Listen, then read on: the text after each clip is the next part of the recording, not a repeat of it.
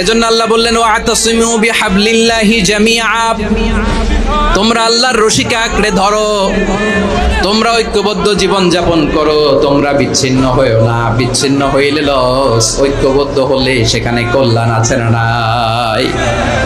ঐক্যবদ্ধ জীবন যাপন করতে হবে। আদেশটা কার? আমাদের আগে যে সমস্ত জাতিগোষ্ঠী ধ্বংস হয়েছে বিভেদের কারণে হয়েছে।